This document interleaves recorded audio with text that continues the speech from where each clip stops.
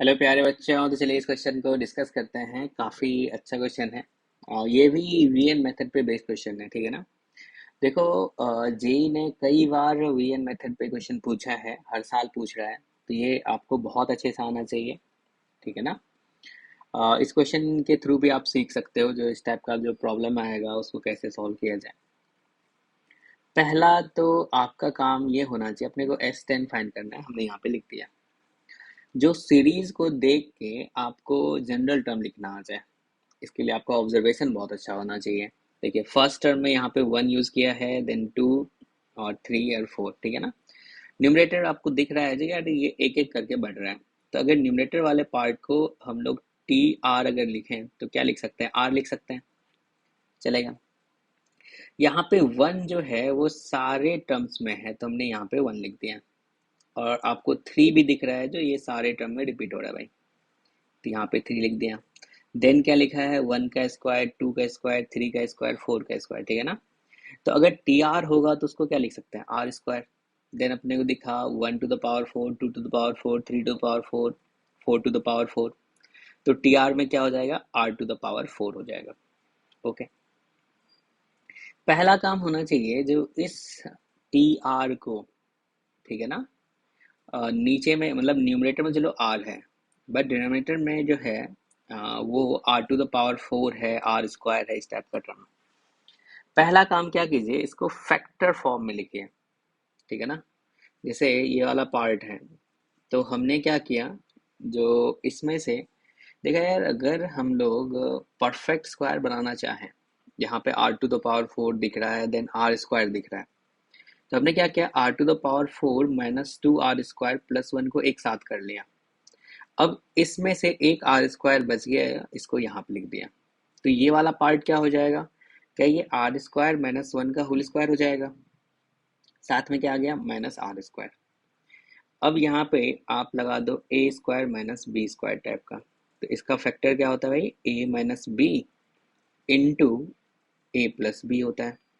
बस हमने यही वाला पार्ट यहाँ पे लिख दिया। अब आपको लग रहा होगा कि यार इसको स्प्लिट करेंगे तो अपना काम हो जाएगा, ठीक है ना। तो हमने क्या किया, ठीक है ना, इन दोनों टर्म्स को स्प्लिट कर दिया, अलग कर दिया। जैसे आप अलग करोगे फिर आपको ये चेक करना होगा जो क्या ये वाला और ये वाला पार्ट इक्वल है, ठीक है ना। सोचो ये पूरा टर्म उठ के यहाँ पे जाएगा और ये यहाँ पे जाएगा, जब आप एलसीएम लोगे तो इसमें से तो R² और R² कैंसिल हो जाएगा, -1 भी कैंसिल हो जाएगा। लेकिन ये वाला यहाँ पे जाएगा तो -R और ये माइनस मिलके +R हो जाएगा, और ये यहाँ पे क्या है, R आ जाएगा, ठीक है ना। जैसे देखो यहाँ पे अगर आप इसको लिखोगे तो नीचे में क्या आ गया, R² - R - 1 into R² + R - 1, और यहाँ पे आ गया R² + R - 1 और माइनस ऑफ R² - R - 1। अब आपको दिख रहा है जो इनमें सारा टर्म कैंसिल हो जाएगा, बस बचेगा R। और R कितने टाइम्स बच जाएगा, 2 टाइम्स। लेकिन अपने को चाहिए क्या था, 1 टाइम।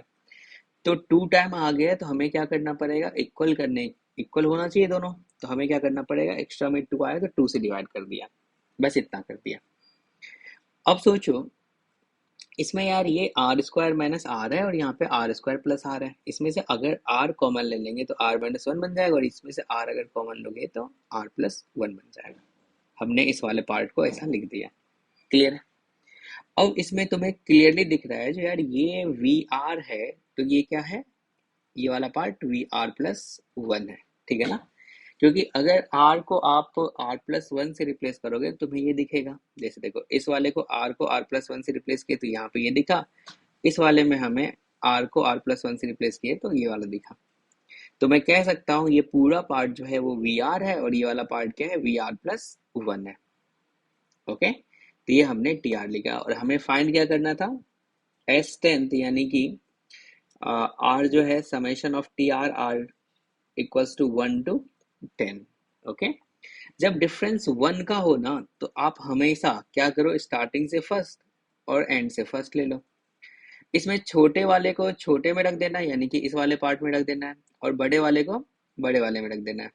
तो ये सोचो 1 रखोगे तो ये वाला पार्ट 0, तो ये कितना आ जाएगा, पूरा पार्ट -1 हो जाएगा, क्योंकि आपको पता है ये वाला पार्ट 0 है, तो 1/-1 कितना आ गया, -1 और यहाँ पे ये 10 वैल्यू रख देंगे, तो ये कुछ ऐसा आ गया, ठीक है ना। तो अब यहाँ से आपको दिख रहा होगा, ये सिंप्लीफाई करके तुम्हें S10 जो आया है -55/109 आया। ओके, तो इस क्वेश्चन का जो आंसर होगा वो क्या हो जाएगा, -55/109। ओके, तो पहला आपने इस क्वेश्चन से क्या सीखा, जो है पहला तो हमें क्या करना है, सिंप्लीफाई, पहला जनरल टर्म लिख लेना है ऑब्जर्वेशन से। दूसरा जो जनरल टर्म आया है, यानी कि आपको पता है जो इसमें मतलब इस टाइप की चीजें हो तो आप समझ जाइए, जो इसमें यार मेथड ऑफ डिफरेंस ही लगना है, ठीक है ना, मतलब 99% चांस है। तो आपने क्या किया इसमें, जिसको सिंप्लीफाई किया, दो का फैक्टर लिखा, फिर दोनों को स्प्लिट कर दिया, फिर दोनों इसमें देखा जो भाई ये इसके इक्वल होना चाहिए, तो 2 एक्स्ट्रा आया तो 2 से आपने डिवाइड कर दिया, फिर आपको पता चला ये वी आर है, ये वी आर प्लस 1 है, फिर सिंपल सा हो गया।